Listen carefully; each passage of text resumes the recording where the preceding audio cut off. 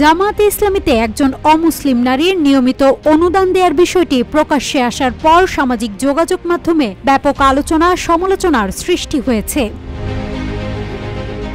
জামায়াতে ইসলামীর রাজনীতি নিয়ে সামাজিক যোগাযোগ মাধ্যম ফেসবুকে নিজের অভিজ্ঞতা শেয়ার করেছেন কৃষ্ণা বালারানী নামে এক অমুসলিম নারী। তিনি লিখেছেন, অনেকে বলছে জামাত জোর করে আমাদের থেকে টাকা নিচ্ছে। আসলে বিষয়টা একদম ভিন্ন। আমাদের ফ্যামিলি থেকে অনেক আগে থেকেই একটি আর্থিক অংশ অমুসলিম শাখায় আমরা জামাতকে সদিচ্ছায় দিয়ে থাকি। তার মতে অন্যান্য দলের নেতাকর্মীরা যেখানে টাকা বা সম্পদ পাওয়ার জন্য রাজনীতি করেন, সেখানে জামাতের কর্মীরা উল্টো দলকে অর্থ বা সম্পদ দিয়ে রাজনীতি করেন। RICL TMX, যুগের পর যুগ স্থাপনা থাকে মজবুত।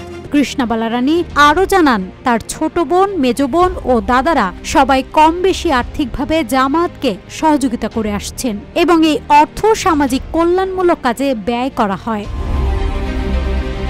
তিনি পোস্টে উল্লেখ করেন, জামায়াতের রাজনীতি আর বাকিদের রাজনীতির পার্থক্য এখানেই। নাজহাতুল তোয়া, রূপালী বাংলাদেশ।